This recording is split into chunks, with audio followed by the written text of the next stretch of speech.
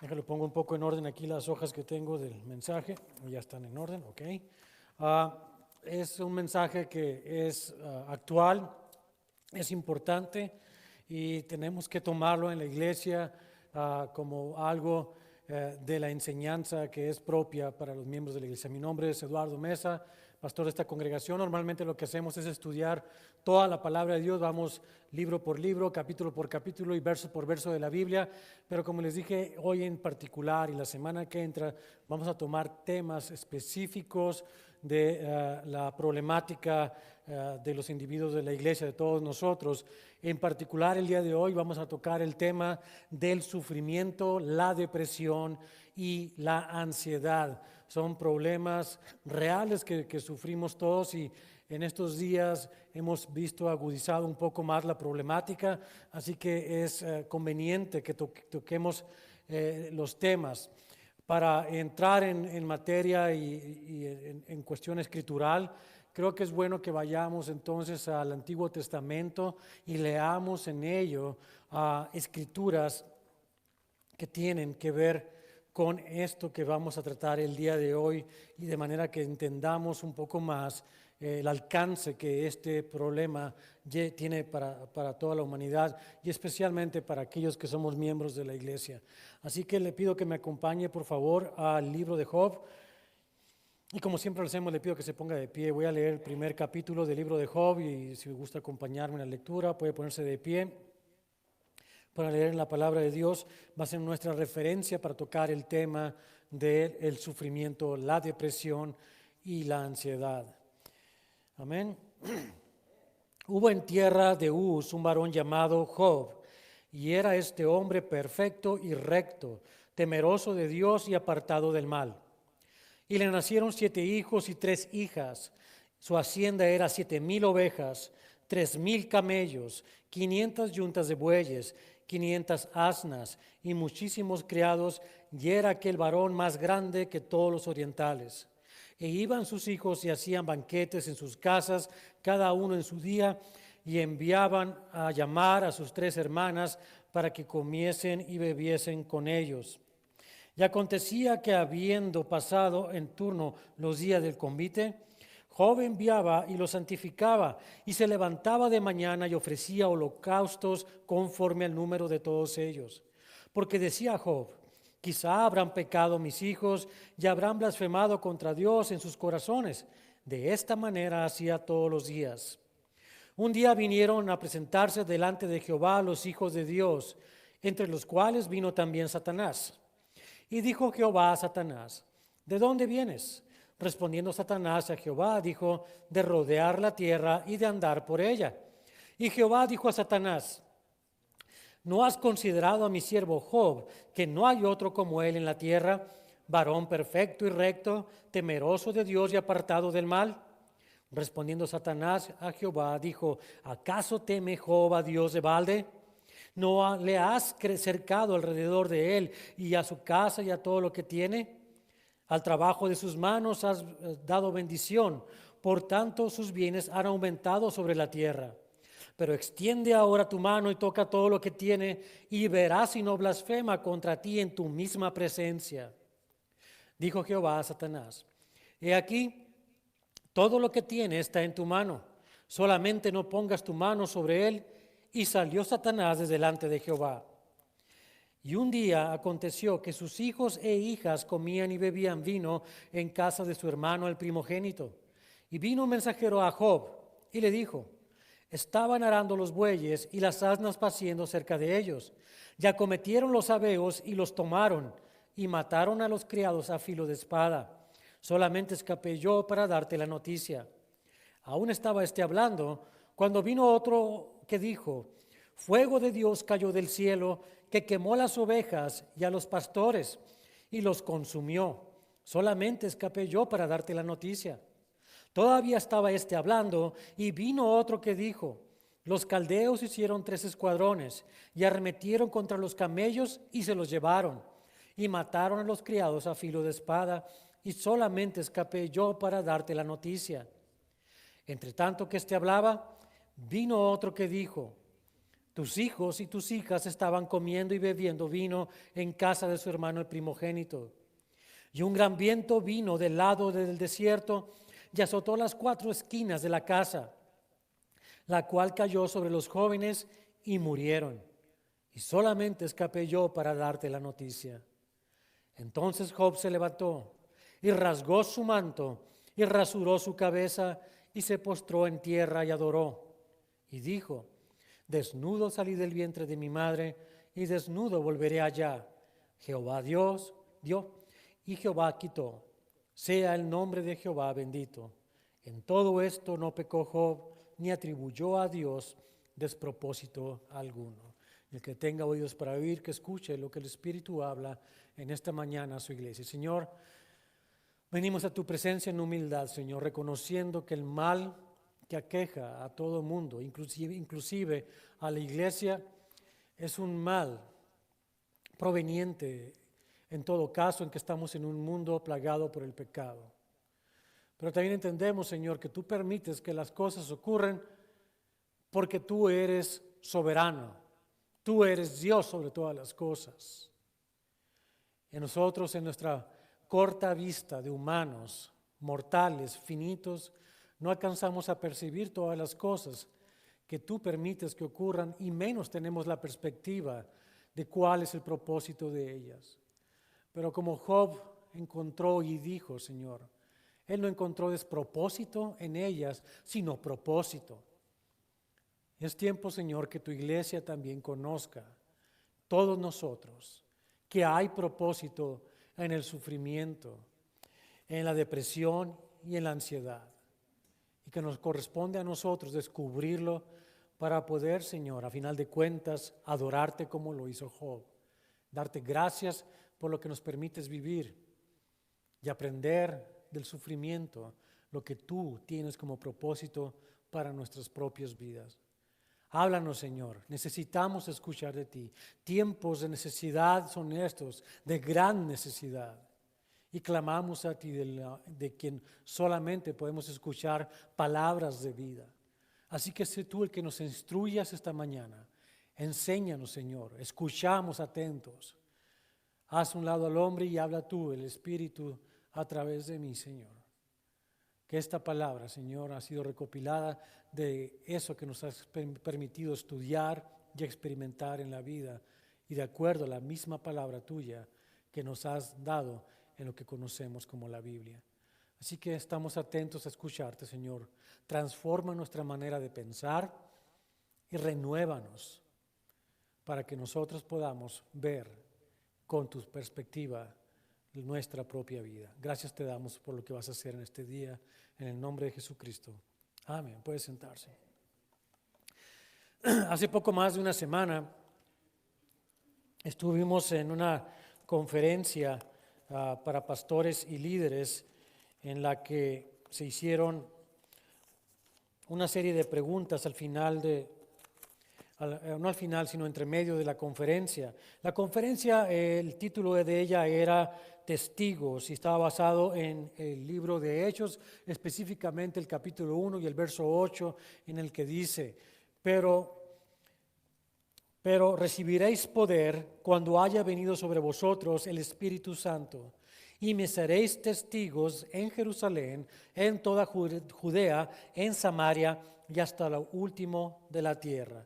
Es un tema bastante extenso, pero hagamos énfasis en lo que dice la palabra de Dios en esta instrucción que nos está dando el Señor Jesús. Dice que recibiríamos poder. El poder del Espíritu Santo está en cada miembro de la iglesia. Tú eres miembro de la iglesia invisible si has recibido a Jesucristo como tu Señor y Salvador. Al haberlo recibido, no importa dónde te congregues, no importa cómo se llame tu denominación, no tiene nada que ver ello. Lo que tiene que ver es que si tú recibiste a Jesucristo como Señor y Salvador, tú eres miembro de la iglesia invisible de Cristo. Y siendo miembro de la iglesia invisible de Cristo, el poder del Espíritu Santo está en ti y está en mí. Ese poder es el que nos permite hacer algo importante, ser testigos de Dios por todo el mundo. Es decir, ser testigo significa representar, hablar, exponer quién es el que nos envía. Más allá de eso también significa morir por él, porque la palabra testigos al final de cuentas significa en el idioma griego ser mártir, es decir, dar la vida por aquel que nos ha enviado. Eso significa, durante la conferencia vimos 4 temas que expusieron algunos pastores muy acertadamente, todos ellos grandes temas, y si los puede ver por YouTube o donde estén grabados, hágalo. El primero de ellos es el testigo, es dirigido por Dios, y hablaba de la dirección, la oración, cómo es que podemos ser nosotros dirigidos para hacer la obra para la cual Dios nos ha llamado. El segundo es la iglesia unánime produce testigos eficaces. Hablaba de la unión de la iglesia en la oración para poder ser efectivos en compartir el mensaje del Evangelio, ser testigos por todas partes. El tercero es el que tal vez me causó más impacto por lo que siguió después de esto, y es el testigo vive dispuesto a sufrir. El testigo vive dispuesto a sufrir, tema que dio pastor David Zamora, muy dinámico el mensaje y muy acertado, y nos llenó mucho en la palabra que Dios reveló a través de él. Y el último es el testigo fiel es fructífero. Entre esa tercera y la cuarta de las plenarias, un panel de pastores en el cual también se me invitó a participar, y estuvimos sentados ahí con otros pastores. Y nos hicieron algunas preguntas que las personas que estaban en ese lugar escribieron en estos papelitos. Nos sentamos todos, yo escogí la primera pregunta al azar, es decir, Pastor Gerson pasó y nomás la puso enfrente, tomé una y la tengo aquí. Esa pregunta todavía el día de hoy. Y la segunda llegó después de eso, ya que repartió todos los papelitos, sobraron 2. Entonces volvió a decir quién quiere uno, levanté mi mano. Tomé una de ellas también al azar y la puse junto con esta. Y fueron avanzando sobre las contestaciones de cada una de estas preguntas. Yo fui el último en contestar las preguntas, pero me llamó mucho la atención que ambas preguntas coinciden en un tema central, y es algo que tenemos que tratar entonces como iglesia, sobre todo porque no tuvimos mucho tiempo para contestarlas. Cada pregunta debíamos contestarla en 2 minutos, así que tenía un total de 4 minutos para contestar 2 preguntas. La primera de ellas era esta: ¿cómo mantener a mi familia o iglesia unida en medio del sufrimiento? Y la pregunta número 2 es: ¿puede un cristiano sufrir de depresión?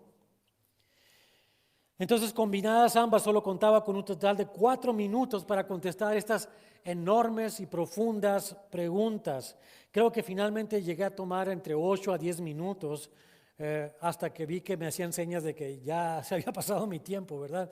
Así que traté de ser lo más conciso y dar una respuesta. Con todo y eso, pude ver el efecto que la respuesta que el Señor me estaba permitiendo dar tenía en las personas que estuvieron en ese lugar. Y hubo personas que fueron tocadas por la respuesta breve, si quieres llamarlo de esa manera, pero lo que vi sobre todo fue la gran necesidad que la iglesia tiene de tocar estos temas, de que sean comprendidos y que aprendamos de ellos. Entonces tenemos esto, que ambos temas realmente se pueden tomar como un solo. Y partiendo obviamente de la declaración de que el sufrimiento, la depresión y también la ansiedad son una realidad en la vida de todo el mundo, incluyéndonos a los cristianos, pude desarrollar brevemente un mensaje en ese tiempo de esperanza por medio de 3 ejemplos de personajes bíblicos que también sufrieron y se deprimieron y pasaron ansiedad en sus vidas. El resultado de mi pequeño análisis fue el que varias personas que estuvieron ahí fueron tocadas por ese mensaje. Y no lo digo porque yo crea ser una motivadora elocuente, no lo soy, no lo seré jamás, ni lo intento ser, pero pude ver que Dios realmente desea que conozcamos el propósito del sufrimiento y que aprendamos valiosas lecciones de vida por medio de la experiencia del sufrimiento, la depresión y la ansiedad. Antes de empezar el día de hoy, mis hermanos, yo le doy gracias a nuestro Señor y Dios Jesucristo que me permite tocar el tema una vez más. y me ha permitido estudiar no recientemente, sino a través de los años, precisamente lo que el sufrimiento humano obra en la vida del individuo. Quiero aclararle también que no soy ni un psicólogo, ni un psiquiatra, ni siquiera un graduado de alguna universidad con algún doctorado en filosofía y humanística. Pero sí le puedo asegurar que a través de los años también he experimentado, como todos ustedes, estos 3 aguijones en mi propia carne. Y me ha llevado a estudiar acerca de ellos. Y he aprendido a recibirlos y aceptarlos como lo que son. Y más aún, también he aprendido a tener contentamiento, agradecimiento y gozo en todos ellos. Y espero que al final de esta breve plática, lo más breve que pueda hacerla, realmente no hay mucho que podemos hacer breve, también puedas tú encontrar sentido en esto que tiene que ver con el sufrimiento. Entonces, para comenzar, déjame decirte que la ansiedad y la depresión son partes específicas del sufrimiento. El sufrimiento es algo global, algo más grande, si quiere verlo de esa manera, que tiene diferentes maneras de manifestarse o de actuar. Entre ellas está obviamente la depresión y también la ansiedad. Pero también hay otras maneras de sufrir como enfermedades y otros tipos de situaciones, la muerte, por ejemplo, también, la separación de los seres queridos. Tema que, por cierto, vamos a tomar la semana que entra. Vamos a hablar del cristiano y la muerte como el tema que tiene que ver con la separación de los seres queridos y cómo debemos nosotros como cristianos actuar y reaccionar a ello. Por lo pronto, en estos temas que estamos hablando, vamos a verlos como una sola cosa: el sufrimiento, la depresión y la ansiedad. Voy a hacer algo también específicamente el día de hoy y no lo voy a volver a tomar durante toda esta plática. Es cierto que muchas veces nosotros mismos causamos en nuestras vidas por nuestros actos de pecado el que suframos las consecuencias de ellos. Y sufrimos pérdida porque hicimos algo malo. O sufrimos cárcel porque actuamos como delincuentes. O sufrimos ciertas cosas, enfermedades, como consecuencia natural del pecado, directamente nosotros. No voy a tocar esos temas esta mañana, los voy a hacer a un lado. Vamos a concentrarnos en aquello que sufrimos todos nosotros, aunque estemos obedeciendo a Dios, aunque estemos tratando de seguirlo lo mejor que podemos, aunque estamos tratando de ser conscientes con quiénes somos nosotros, todavía tenemos sufrimiento, todos nosotros. Y es importante que conozcamos qué es lo que está ocurriendo con nosotros, cómo debemos recibirlo y cómo debemos reaccionar a esto que es el sufrimiento. En otras palabras, lo que te quiero decir es esto, mi hermano, que, por ponerlo de otra manera, si tú tienes unos 98 grados de Fahrenheit de temperatura en tu cuerpo y respiras todavía, tarde o temprano, esporádica o constantemente, estás o vas a estar sufriendo. Y si estás siguiendo a Cristo, quiero decirte, va a ser temprano, más que tarde. Vas a sufrir, vamos a sufrir, y esa es la realidad. El problema del sufrimiento, sin embargo, toma mayúsculas proporciones cuando nuestra alma cae en un estado de desesperanza, o cuando es sorprendido por el sufrimiento repentino y no podemos asimilarlo de manera que podamos encontrar y desarrollar contentamiento, agradecimiento y gozo. Voy a tomar la vida de 3 personajes bíblicos y 3 personajes post-bíblicos que nos ayudarán a comprender mejor el tema del sufrimiento en esta mañana. Veamos primero algunas de las definiciones de diccionario antes de entrar en los temas propiamente. ¿Qué es la depresión? El diccionario dice: es una enfermedad o trastorno mental que se caracteriza por una profunda tristeza, decaimiento anímico, baja autoestima, pérdida de interés por todo y disminución de las funciones psíquicas. De la ansiedad, dice el diccionario, es el estado mental que se caracteriza por una gran inquietud, una intensa excitación y una extrema inseguridad. Y el sufrimiento, dice, el sufrimiento o dolor es un sentido amplio. Puede ser una experiencia de desagrado, y aversión asociada con la percepción de daño o amenaza de daño en un individuo. El sufrimiento es el elemento básico que constituye la valencia negativa de los fenómenos afectivos.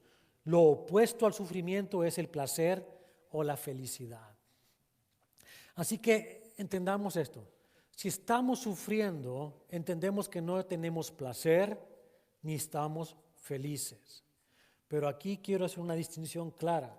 La palabra de Dios nos va a decir, y vamos a entenderlo el día de hoy, que en el sufrimiento no solo podemos encontrar contentamiento, que es la aceptación de la condición que estamos experimentando, sino que también podemos experimentar gozo. Y gozo no tiene que ver con felicidad. Gozo tiene que ver con ese estado de ánimo que el Señor infunde en nosotros cuando encontramos propósito en todo lo que estamos viviendo. En todo, incluyendo el sufrimiento, la ansiedad y la depresión. Así que vamos a aprender de estos conceptos el día de hoy y vamos a empezar aquí. En el cristianismo, el problema del sufrimiento es parte del llamado al ministerio. Es decir, cuando Jesús nos dijo, sígueme, nos estaba asegurando que el sufrimiento en sus diversas facetas sería parte integral de ser sus discípulos. Así es, cuando el Señor te llamó para que lo siguieras a Él, no te llamó para que vivieras una vida de color de rosa y todo fuera felicidad, sino que te llamó a sufrir. Me llamó a sufrir. Si entendemos eso como principio de mi hermano, mi hermana, tú que estás sufriendo el día de hoy, vas por buen camino. Y vamos a entender, Jesús nos dijo esto en Juan capítulo 16, verso 33. Estas cosas os he hablado para que en mí tengáis paz. En el mundo tendréis aflicción, pero confiad, yo he vencido al mundo. Es más, Pablo, el gran apóstol, cuando lo llamó para que dejara de ser un terrorista en contra de los cristianos y por el contrario fuera un apóstol suyo, Jesús resucitado le envió un mensaje que decía así: porque yo le mostraré cuánto le es necesario padecer por mi nombre. Hechos 9:16. Pero entonces vayamos a estas historias de la Biblia y aprendamos de estos tres personajes acerca del sufrimiento, la depresión y la ansiedad. Y vamos a comenzar por el planteamiento del problema y vamos a dejar la solución para después. Comienzo con este personaje, Elías. Elías es el gran profeta que Dios usó en el Antiguo Testamento. Con solo decirlo, dejó de llover durante 3 años, solamente porque él dijo, no llueva ya. Se enfrentó al rey Acab, que era el rey en ese tiempo, fue y le dijo, tú y toda la nación están en idolatría, por lo tanto digo yo, no llueve. Y no llovió por 3 años, sino hasta que él dijo que volviera a llover. Ese es el poder que tenía. Es más, desafió a los 450 profetas y sacerdotes del ídolo Baal con una contundente y gran demostración de la presencia y poder de Dios verdadero. Gran triunfo. Era como decir, wow, es el profeta Elías. Mire lo que ha hecho el gran profeta Elías. Pero vino la esposa del rey llamada Jezabel y lo amenazó de muerte. Y con solo la amenaza de muerte cayó Elías en una gran depresión y salió huyendo. En primer libro de Reyes, capítulo 19, verso 4 dice, y él se fue por el desierto un día de camino y vino y se sentó debajo de un enebro y deseando morirse dijo, basta ya, oh Jehová, quítame la vida, pues no soy mejor que mis padres. Depresión y ansiedad en el gran profeta Elías. Job, acabamos de leer de Job lo que ocurrió en un solo día, toda la tragedia, todo lo que este hombre tenía. Un hombre que tuvo riqueza económica, posición e influencia en la sociedad, una gran familia y una salud envidiable. Además de ser considerado como un hombre intachable, generoso, sabio y justo. Y decimos, ahí estoy yo, ¿verdad? Seguramente había sido nominado para ser el hombre del año en repetidas ocasiones por el Times en aquella época. Pero un día, sin ninguna advertencia, lo perdió todo. Sus riquezas ya no estuvieron. Sus amigos se convirtieron en enemigos y trágicamente sus 10 hijos murieron juntos. Como si esto no fuera suficiente, pasado un breve tiempo apenas, sufrió una enfermedad que le dejó el cuerpo lleno de llagas y tremenda comezón. Y el hombre que tenía todo llegó a ser el hombre más angustiado, sufrido y deprimido de todos. Y en Job 2:8 leemos: y tomaba Job un tiesto para rascarse con él, y estaba sentado en medio de ceniza. Triste panorama para un hombre que había tenido todo. Y si tú estás sufriendo pérdida hoy, este día, ¿estás afligido por esa pérdida? ¿Por lo que perdiste? ¿Sabes qué? Dios te quiere hablar, porque el sufrimiento es así. Todos sufrimos de alguna manera. Pero ¿qué hay de Pablo? También quiero hablarte de Pablo. Notemos el sentir de este gran apóstol una vez que ya había sido llamado por el Señor a sufrir, a padecer por Él. Note cómo se expresó en un momento de su vida. Hasta esta hora padecemos hambre, tenemos sed, estamos desnudos, somos abofeteados y no tenemos morada fija. Nos fatigamos trabajando con nuestras propias manos, nos maldicen y bendecimos, padecemos persecución y la soportamos, nos difaman y rogamos. Hemos venido a ser hasta ahora como la escoria del mundo, el desecho de todos. Primera carta a los Corintios, capítulo 4, 11 al 13, donde dice hemos sido a ser como la escoria del mundo. La palabra en griego nos da a entender como el excremento del mundo, el desecho de todos. Lo peor que la gente puede ver, eso hemos venido a hacer. Pablo estaba deprimido, Pablo estaba angustiado, Pablo no sabía otra cosa más que aferrarse a Dios. Y voy a relatarles ahora, antes de entrar en la solución, de 3 personajes cuyas vidas consideramos los cristianos como ejemplo. Son personas post-bíblicas, personajes post-bíblicos que nos pueden hablar también acerca del sufrimiento, de la ansiedad y la depresión. Y el primero que tengo que comentarles, va a ver la foto ahí, es Charles Spurgeon. A pesar de las muchas bendiciones y victorias que experimentó Spurgeon, también sufrió mucho durante su vida y ministerio. Uno de los sufrimientos que experimentó fue depresión sin causa. Una vez dijo en un sermón: mi espíritu estaba tan hundido que podía llorar por horas como un niño y sin embargo no sabía por qué lloraba. Y lo escribió en un libro que se llama La pesadez y el regocijo del cristiano. Spurgeon estaba tan angustiado por la depresión, mis hermanos, si padeces de depresión, que había ocasiones por el domingo en la mañana, a la hora que él tenía que predicar, que tenían que ir a sacarlo de su casa, de su cama, levantarlo, ponerle ropa y llevarlo a la fuerza para que predicara, porque estaba sumido en la depresión. Así de terrible. La depresión sin causa plagaba inclusive al príncipe de los predicadores y a menudo se sentía avergonzado de ser vulnerable a tal abatimiento. ¿Qué hay de Madre Teresa de Calcuta? Todos hemos escuchado de ella, ¿verdad? Se le considera una santa viviente. Bueno, ya no está con nosotros, pero así se le consideraba. Era una mujer increíble. Cuidaba compasivamente a los enfermos y moribundos y proyectaba un amor que puso de rodillas a los laicos cínicos en todo el mundo. Después de su muerte, el Vaticano la puso en una vía rápida hacia la santidad. Quisieron ponerla como Santa Madre Teresa de Calcuta, ¿verdad? Y lo hicieron, pero hubo una pausa de repente antes de que lo llegaran a hacer. ¿Por qué? Porque encontraron que ella escribió en un libro de su propia vida, una autobiografía, que ella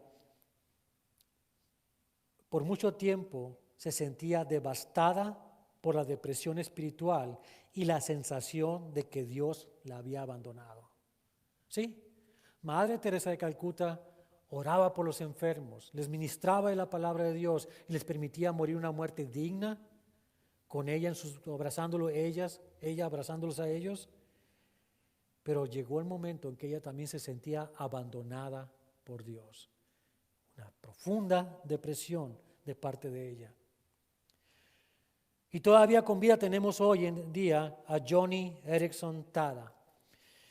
Va a haber una foto antes de que ocurriera lo que pasó a ella, pero era una joven normal, común y corriente.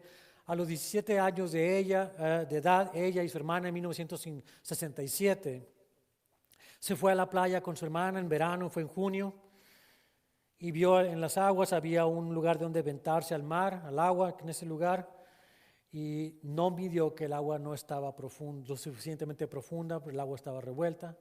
Se echó un clavado, con su cabeza golpeó el fondo, inmediatamente supo que algo había pasado, como sensación de electricidad, y dejó de sentir todo y ya no pudo moverse nunca más en su vida. Ella está postrada en una cama todavía o en una silla especial para cuadraplégicos desde ese entonces. Y ella en una entrevista dice esto que voy a leer, dice: acostada en el hospital, recordé que solo unos meses antes le había pedido a Dios que me acercara más a su lado.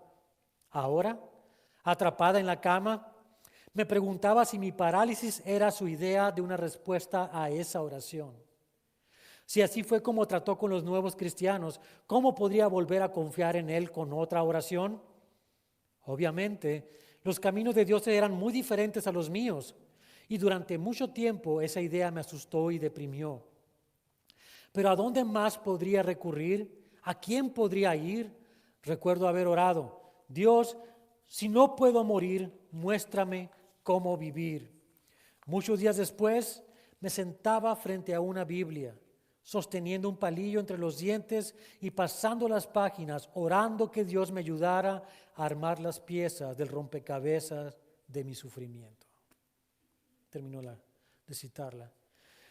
Estos personajes, mis hermanos, tuvieron tan fuertes luchas contra la depresión y la ansiedad, y especialmente en esta última, la ansiedad a mí me ha afectado también de una manera especial. Y antes de que yo le diga qué es lo que hago cada vez que todavía la ansiedad llega a mí, porque sigue tocando la puerta de mi vida la ansiedad de vez en cuando, quisiera que viéramos algunos de los pasajes bíblicos que estos personajes que están aquí, que acabo de leerles, utilizaron como las herramientas para poder sostenerse durante los embates del sufrimiento, la depresión y la ansiedad. Madre Teresa de Calcuta, por ejemplo, además de orar y de rezar constantemente, se refugiaba en las palabras de la Biblia, específicamente en la declaración de Pablo que dice en la segunda carta a los Corintios, capítulo 5, verso 7, porque por fe andamos, no por vista. Unas cuantas palabras que le recordaban a ella y a nosotros, los que padecemos tales sufrimientos, que nuestra fe no depende de lo que sentimos, sino de la última realidad de un Dios que nos sostiene, aunque no le veamos con nuestros ojos físicos. Spurgeon escribió 11 formas en las que la depresión y la ansiedad podían ser combatidas, de acuerdo a su propia experiencia. Y dijo en una vez, voy a citarlo: sería una experiencia muy aguda y difícil para mí pensar que tengo una aflicción que Dios nunca me envió, que la copa amarga nunca fue llena por su mano, que mis pruebas nunca fueron medidas por Él, ni enviado a mí por su disposición de su peso y cantidad. Esto lo escribió en un libro que se llama Las angustias y las agonías de Charles Spurgeon. En citando todavía era un relato de un autor muy especial que escribió acerca de Spurgeon. Dice: en segundo lugar, Spurgeon consideró el ministerio efectivo que hace nacer la depresión. Dice: ¿cuánto más podría Dios usarnos para consolar a un alma afligida después de que hayamos profundizado 100 veces nosotros mismos? Y cita segunda carta a los Corintios, capítulo 1, versos 3 al 4. Bendito sea el Dios y Padre de nuestro Señor Jesucristo, Padre de misericordias y Dios de toda la consolación, el cual nos consuela en todas nuestras tribulaciones, para que podamos también nosotros consolar a los que están en cualquier tribulación por medio de la consolación con que nosotros somos consolados por Dios mismo. Finalmente, Spurgeon se aferraba a esta palabra escrita en Isaías 42:3, donde dice: no quebrará la caña cascada, ni apagará el pábilo que humeare. Por medio de la verdad traerá justicia. Él sabía que Dios no le iba a matar con la depresión, que podía esperar, que no lo iba a acabar y que lo iba a usar con un propósito en esa depresión. Para Joni Eareckson Tada, muchas escrituras han sido refugio en medio de sus padecimientos y sufrimientos, que ahora incluyen también el dolor crónico, lo cual es algo bien difícil de que ocurra. Una persona que es cuadraplégica no siente nada en su cuerpo, pero ella experimenta dolor crónico. Todos los días está en dolor constante. Además de ello, también padece de cáncer de mamas. Para ella, escrituras como el Salmo 79, verso 8, son importantísimas, donde dice: no recuerdes contra nosotros las iniquidades de nuestros antepasados. Vengan pronto tus misericordias a encontrarnos, porque estamos muy abatidos. Básicamente, dice Eareckson, me despierto casi todas las mañanas con una necesidad desesperada de Jesús. Desde aquellos primeros días en que salí del hospital, hasta más de 4 décadas en una silla de ruedas, sigue siendo lo mismo.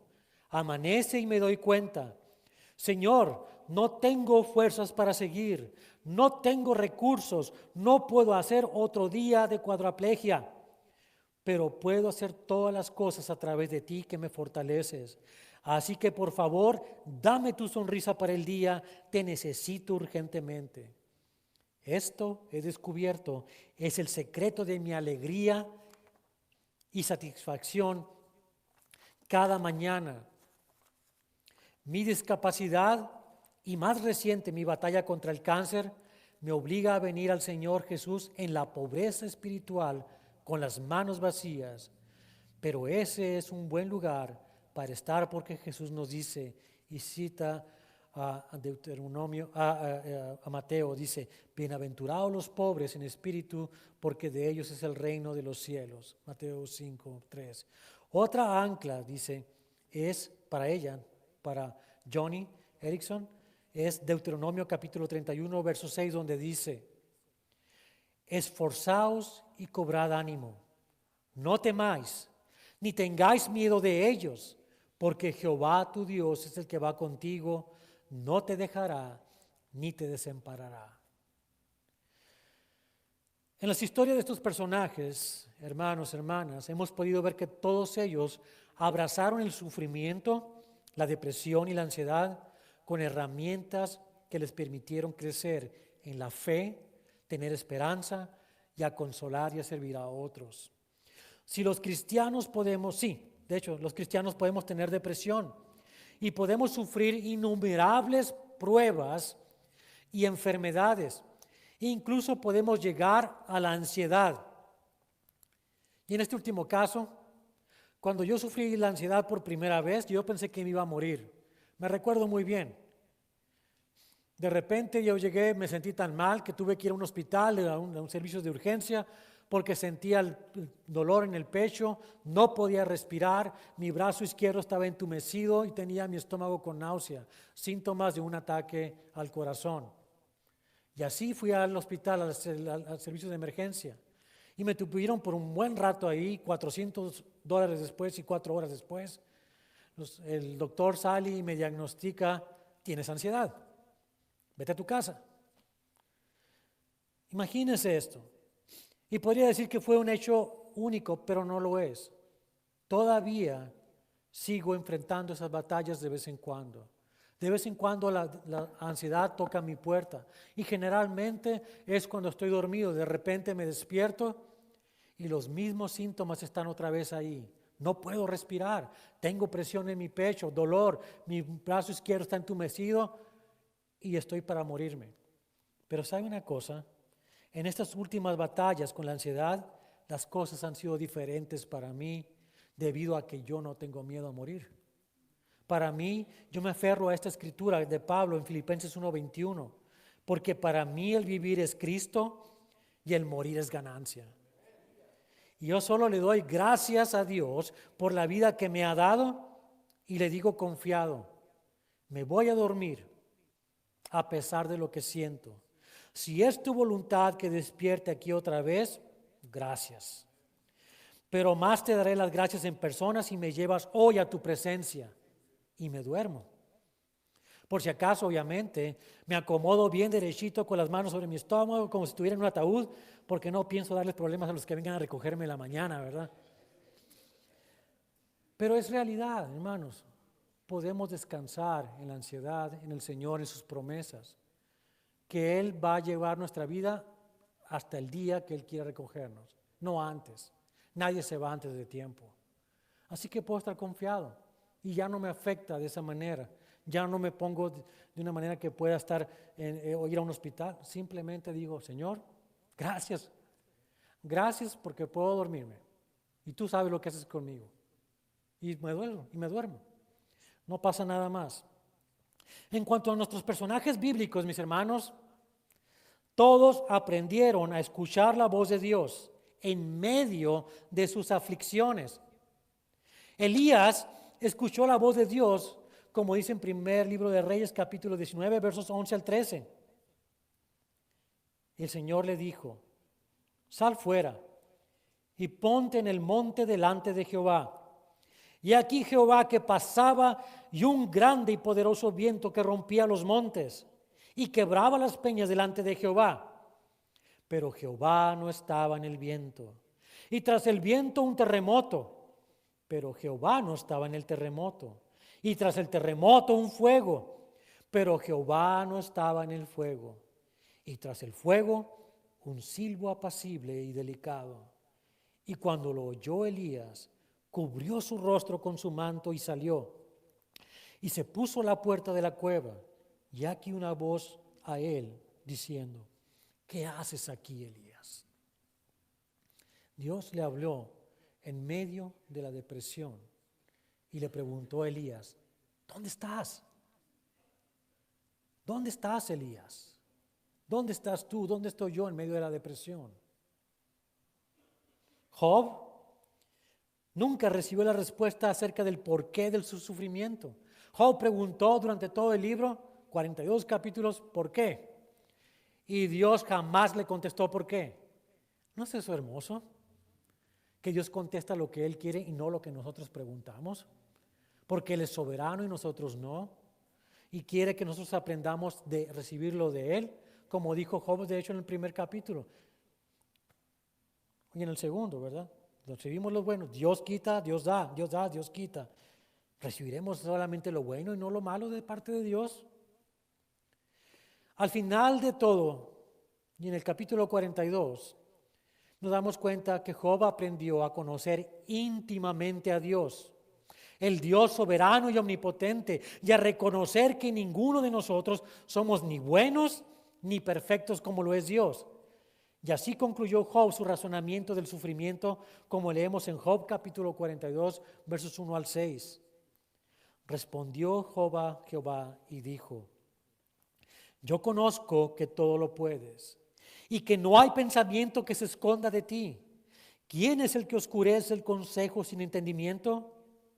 Por tanto, yo hablaba lo que no entendía, cosas demasiado maravillosas para mí que yo no comprendía. Oye, te ruego y hablaré, te preguntaré y tú me enseñarás. De oídas te había oído, mas ahora mis ojos te ven. Por tanto me aborrezco y me arrepiento en polvo y ceniza.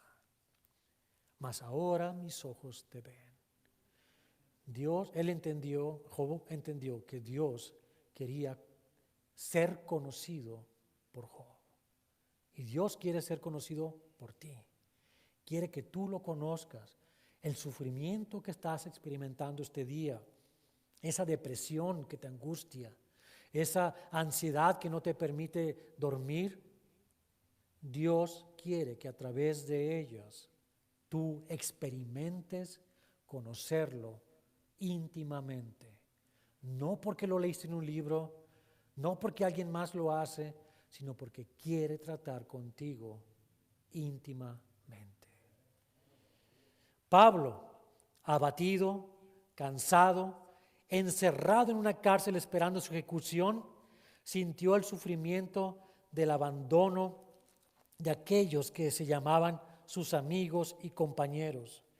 Y deprimido, escribió en esta carta, la última que escribió, que conocemos, que es la segunda carta a Timoteo, en el capítulo 4, para despedirse casi, estas palabras acerca de la ansiedad y depresión en la que se encontraba. Note cómo escribió Pablo. Procura venir pronto a verme, porque Demas me ha desamparado, amando este mundo, y se ha ido a Tesalónica. Crescente fue a Galacia y Tito a Dalmacia. Solo Lucas está conmigo. Toma a Marcos y tráele contigo, porque me es útil para el ministerio. A Tíquico lo envía a Éfeso. Trae, cuando vengas, el capote que dejé en Troas en casa de Carpo, y los libros, mayormente los pergaminos. Alejandro el calderero me ha causado muchos males. El Señor le pague conforme a sus hechos. Guárdate tú también de él, pues en gran manera se ha opuesto a nuestras palabras. En mi primera defensa ninguno estuvo a mi lado, sino que todos me desampararon. No les sea tomado en cuenta. Pero el Señor estuvo a mi lado y me dio fuerzas para que por mí fuese cumplida la predicación, que todos los gentiles oyesen. Así fui librado de la boca del león, y el Señor me librará de toda obra mala y me preservará para su reino celestial. A Él sea gloria por los siglos de los siglos. Amén. ¿Por qué puede el cristiano soportar el sufrimiento?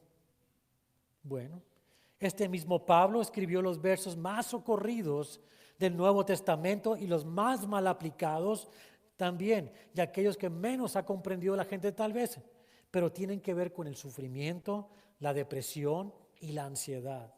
Escribió simplemente: todo lo puedo en Cristo que me fortalece. Filipenses 4:13. Todo lo puedo sufrir. Toda ansiedad la puedo soportar. Toda depresión la puedo sobrellevar hasta el fin, porque Cristo me fortalece. ¿Por qué entonces puede el cristiano soportar el sufrimiento, la depresión y la ansiedad? Porque Cristo, el varón de dolores, nos conoce. Y Él experimentó el sufrimiento mucho más que nosotros. Y no solo está con nosotros en el sufrimiento, sino que nos comprende perfectamente. Siendo el Hijo de Dios, sufrió el trago de la copa amarga de la ira de Dios para satisfacer su justicia. Por amor la bebió gustoso y aprendió a ser obediente por ello, como dice en Hebreos 5:8. Para concluir, mis hermanos, organicemos nuestros pensamientos en cuanto al sufrimiento, la depresión y la ansiedad en 4 puntos importantes. Y le voy a pedir que se lleve estas notas al final para que las vuelva a estudiar.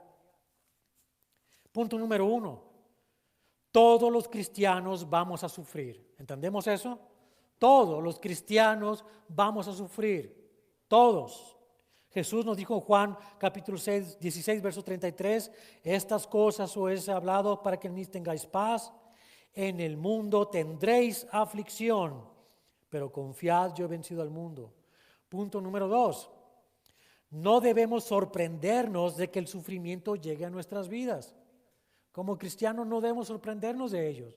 Debemos saber que si somos seguidores de Cristo, más temprano que tarde, el sufrimiento va a llegar a nuestras vidas. La depresión, la angustia va a tocar a nuestra puerta porque estamos siguiendo a Cristo y el Señor nos quiere preparar. Primera carta de Pedro, capítulo 4, verso 12 nos dice: amados, no os sorprendáis del fuego de prueba que se os ha sobrevenido, como si alguna cosa extraña os aconteciese. Así que no nos debemos sorprender por ello. ¿Estás sufriendo? Recíbelo como viene y con agradecimiento, porque eso significa que Dios se ha fijado en ti. Por lo tanto, venimos el punto número 3. Abracemos el sufrimiento porque nos indica que somos tenidos en consideración por Cristo. ¿Quieres que Dios te vea? ¿Quieres que Dios te use? Entonces acepta, recibe, abraza el sufrimiento, la ansiedad y la depresión como parte del proceso que te va a equipar y preparar para hacer la obra que el Señor te ha llamado a hacer. Ahí continuando con la primera carta de Pedro en el capítulo 4, el verso 13 dice, sino gozaos por cuanto sois participantes de los padecimientos de Cristo, para que también en la revelación de su gloria os gocéis con alegría. Y punto número 4, y bien importante si somos cristianos, aprendamos a extender la misericordia de Dios que hemos recibido en el sufrimiento a otros que también están sufriendo. Hay gente en el mundo que se está debatiendo también en los mismos problemas que nosotros, sufren como nosotros, tienen depresión, tienen ansiedad, pero no tienen esperanza. ¿Y sabe qué terrible es eso? Qué angustioso es eso verdaderamente, pensar que no hay un mañana. Pero tú y yo, dice segunda carta a los Corintios, lo vuelvo a citar, capítulo 1, versos 3 al 4, fuimos llamados a consolar a los demás. Dice, bendito sea el Dios y Padre de nuestro Señor Jesucristo, Padre de misericordias y Dios de toda consolación, el cual nos consuela en todas nuestras tribulaciones, para que podamos también nosotros consolar a los que están en cualquier tribulación por medio de la consolación con que nosotros somos consolados por Dios. Y ahí está el propósito del sufrimiento de todos nosotros. Vuelvo a las preguntas originales. ¿Cómo mantener a mi familia o iglesia unida en medio del sufrimiento? Consolando y no juzgando. Si un hermano o una hermana en Cristo está sufriendo, no los juzguemos. No digamos, es que no tienen fe, o a lo mejor no son salvos, sino que Dios nos está poniendo a nosotros para que vayamos y los consolemos a ellos, para que lloremos con ellos. Consolar. Así que esa es la manera en que mantenemos a la iglesia y a la familia unida en medio del sufrimiento. ¿Puede un cristiano sufrir de depresión? Sí. Y es un aspecto del sufrimiento que Dios desea experimentemos para que podamos crecer espiritualmente, para que nuestra fe sea fuerte y para que podamos ministrar la gracia a los demás. Y ahí están las respuestas, hermanos. Y quisiera orar por ti esta mañana que estás sufriendo. Y por aquellos que tú conoces que están sufriendo contigo. Así que yo te voy a pedir que inclines tu rostro en esta mañana y ores junto conmigo. Yo voy a orar por ti de todo caso. Y le pedimos a Dios que haga su voluntad en nosotros y nos permita crecer para que podamos consolar a aquellos que también están sufriendo en esta mañana.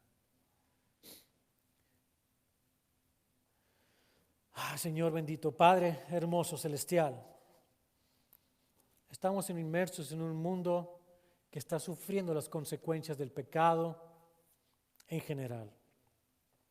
Y el sufrimiento es real. La depresión y la ansiedad son estigmas, marcas, pero también laceraciones que recibimos todas las personas por igual, salvos y no salvos. Pero a los que somos salvos, a los que nos llamaste por nombre y nos dijiste, sígueme, nos dijiste también que tendríamos que sufrir, que tendríamos que padecer aflicciones. En este mundo es una realidad, pero quieres que aprendamos de ellas. En primer lugar, que tú estás con nosotros todo el tiempo, que aprendamos a conocerte como tú eres, el Dios todopoderoso, omnipotente. Nadie está por encima de ti, y menos nosotros los humanos que somos creación tuya. ¿Quién puede declarar o llamar o decir, haz tal cosa a Dios? Exigirte, sáname, líbrame del sufrimiento. No podemos hacer tal cosa, ni siquiera deberíamos atrevernos a sugerirlo. Antes deberíamos estar postrados delante de ti, Señor, reconociendo que somos pecadores y que no merecíamos ninguna misericordia tuya. Pero tu gracia nos ha permitido ser diferentes, nos has salvado, nos das vida eterna. Y al salvarnos nos quieres dar propósito.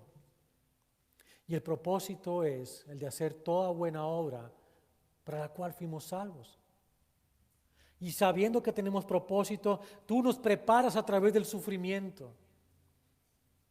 Jeremías en sus escritos nos recuerda también que somos como simples barro, lodo. Y eso somos, Señor. Que aprendamos a reconocer que somos sucios del suelo, de la tierra. Pero un día tú, el gran alfarero, nos tomaste de ahí. Pusiste agua sobre nosotros y nos humedeciste. Luego tus manos nos moldearon y nos golpeaste hasta que fuéramos una masa uniforme de barro y agua. Nos pusiste sobre el torno que giraba a grandes revoluciones y nos mareamos. Nos mareamos porque vimos tu grandeza. El Dios Todopoderoso se ha fijado en nosotros. ¿Y quién soy yo para que me llames? Tus manos expertas, mientras el barro giraba en el torno, dieron forma a un vaso. Y no era lo que yo quería hacer, Señor. Pero entendí que era lo que tú querías que yo fuera. Me equivaste, me levantaste del lodo cenagoso a lugares extendidos. Y me has llamado hijo y me has traído a ti. Y me has dado forma de vaso útil. Pero no podría ser útil a menos que pasara por el fuego. Así que me tomaste de ese torno y me pusiste en el horno. Y el fuego ardiente, el calor de la prueba, me convirtió en algo útil. Útil para que todo el mundo pudiera beber de él, el testimonio del ser un hijo redimido tuyo. Pero no te quedaste conforme con eso, Señor. En el proceso todavía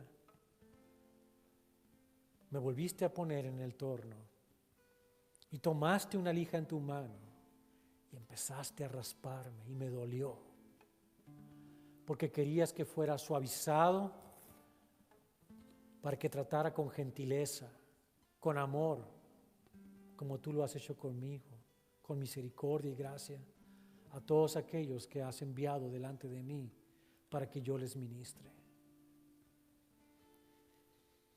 Y encima de todo esto, Señor, en el dolor de la lijada que me has dado,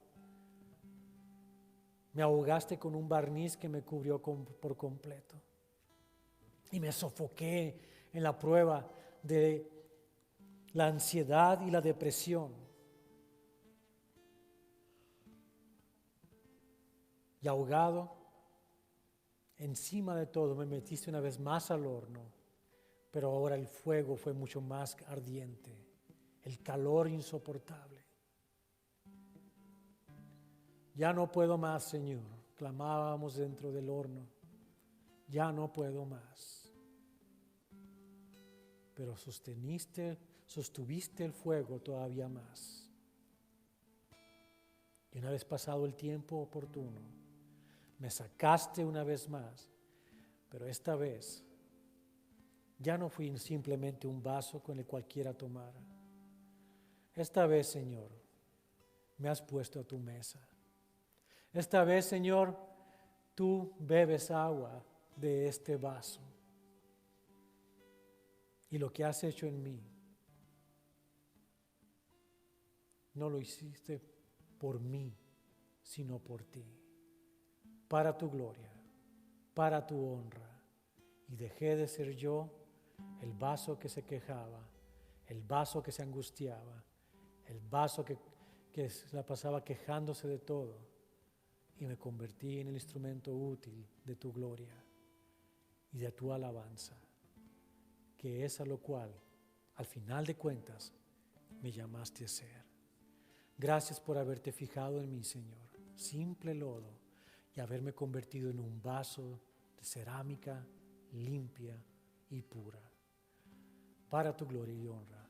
Nada que ver conmigo, todo que ver contigo. Gracias por amarnos tanto, Señor. Te pido, Padre, que extienda tu misericordia y tu consolación a todos aquellos que están sufriendo esta mañana. Y si alguno de nosotros ve que un hermano o una hermana está sufriendo en este momento, que podamos poner manos sobre ellos y orar y darle gracias a Dios por sus vidas, porque tú los estás usando y quieres usar para tu gloria y honra. Gracias te damos, hermoso Señor, en el nombre de Jesucristo. Amén.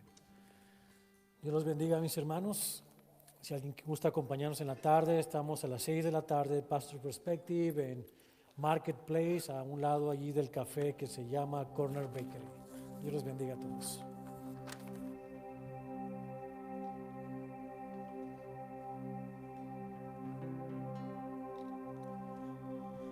Bueno, entonces, ¿por qué no se pone de pie una vez más? Vamos a terminar alabando a nuestro Señor.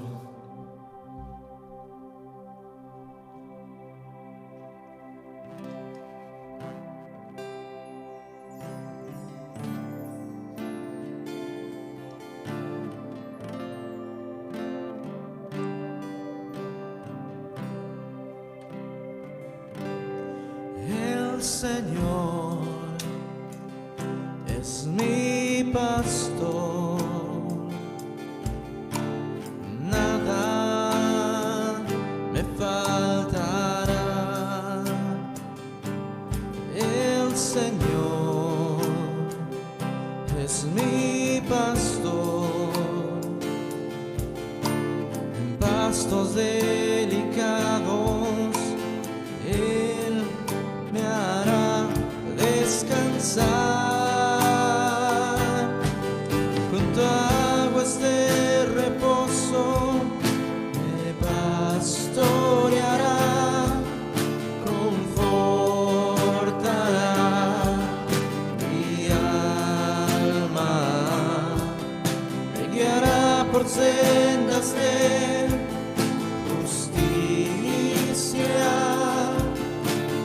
por amor de su nombre.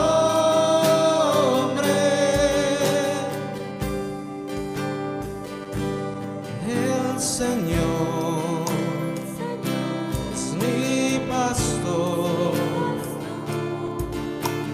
nada me faltará.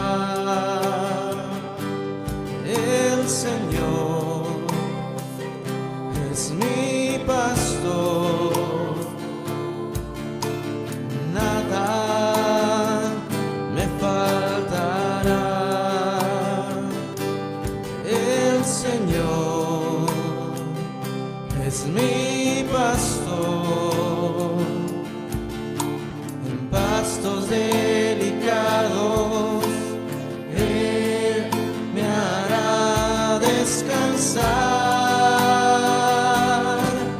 Junto a aguas de reposo me pastoreará, confortará mi alma, me guiará por sendas de justicia, por amor de su nombre.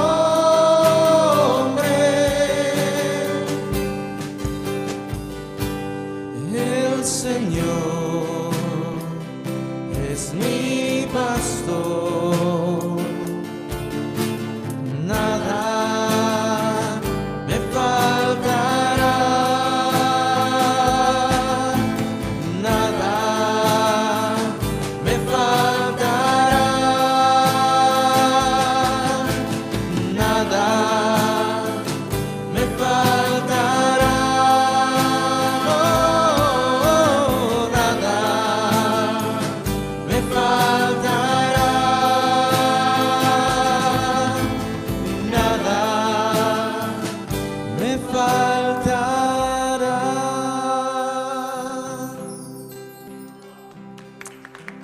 días, Padre Santo. Te damos gracias, Señor, porque cuando estamos contigo, Señor, sabemos que nada nos hace falta, Señor. Estamos completos en ti, Señor. Gracias te damos, Señor, por tu palabra de este día, Señor, que nos da aliento, Señor, y nos da las fuerzas para poder seguir. Gracias te damos en nombre de tu Hijo Jesús.